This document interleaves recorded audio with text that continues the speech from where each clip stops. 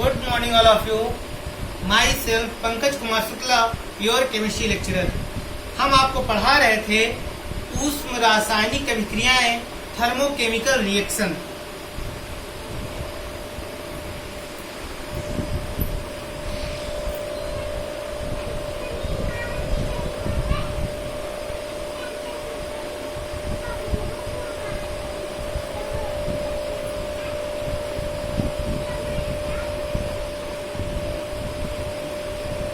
और ऊष्म रासायनिक अभिक्रियाओं में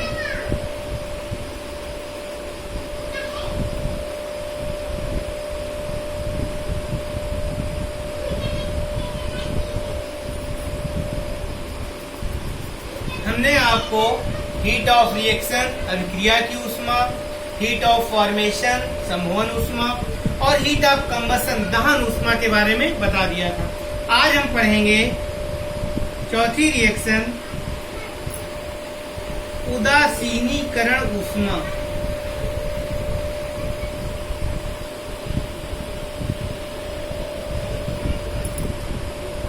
हीट ऑफ न्यूट्रलाइजेशन।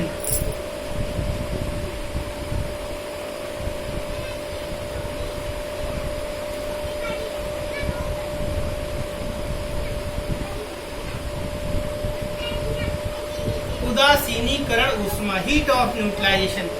एक तो आप बड़ी आसान सी परिभाषा दे सकते हैं कि उदासीनीकरण अभिक्रिया में जितनी ऊष्मा निकलती है उसी को उदासीनीकरण ऊष्मा कहते हैं। लेकिन हम आपको थोड़ा डिटेल में बताएंगे।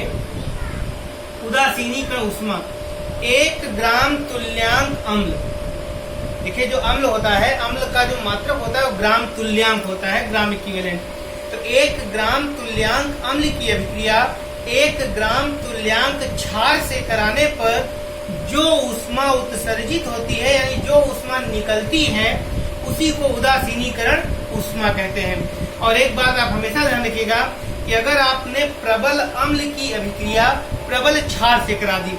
अब प्रबल अम्ल के लिए आप जानते हैं, हमने आपको बताया है कि जितने मिनरल एसिड होते हैं, खनिज अम्ल होते हैं, वो सब प्रबल होते हैं। तो ये आपका स्ट्रॉन्ग एसिड है, मिनरल एसिड है, और जितने आपके कार्बनिक अम्ल होते हैं वो सब दुर्बल होते हैं। तो अगर आप प्रबल अम्ल की अभिक्रिया प्रबल क्षार से करा देते हो, ये आपका स्ट्रॉन्ग बेस है।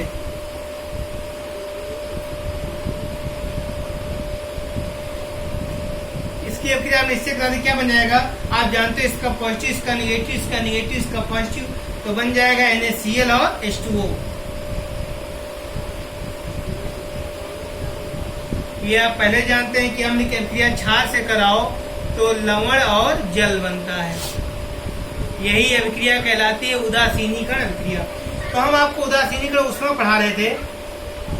प्रबल अम्ल की अभिक्रिया प्रबल क्षार से कराने पर जो उदासीनीकरण ऊष्मा होती है, इसका मान फिक्स होता है -13.7 किलो कैलोरी। याद रखिएगा, कंपटीशन का पॉइंट है कि अगर प्रबल अम्ल की अभिक्रिया हम प्रबल क्षार से कराते हैं तो निकलने वाली ऊष्मा का मान निश्चित होता है 13.7 किलो कैलोरी। क्यों?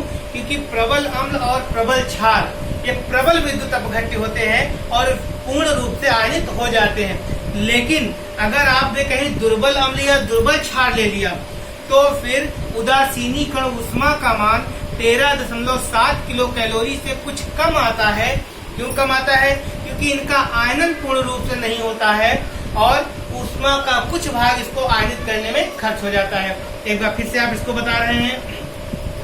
उदासीनीकरण ऊष्मा, 1 ग्राम तुल्यांक अम्ल की अभिक्रिया 1 ग्राम तुल्यांक क्षार से कराने पर जितनी ऊष्मा उत्सर्जित होती है, यानी निकलती है, उसी को उदासीनीकरण ऊष्मा कहते हैं। और उदासीनीकरण ऊष्मा सदैव एक जो है ऊष्मा क्षेपी अभिक्रिया होती है, यानी ऊष्मा निकलती है।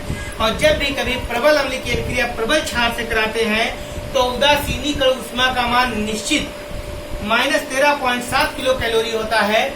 लेकिन अगर कहीं हमने दुर्बल अम्ल अथवा दोनों में से कोई भी एक दुर्बल हो या दोनों दुर्बल हो, दुर्बल अम्ल अथवा दुर्बल क्षार ले लिया तो उदासीनीकरण ऊष्मा का मान 13.7 किलो कैलोरी से कुछ कम आता है।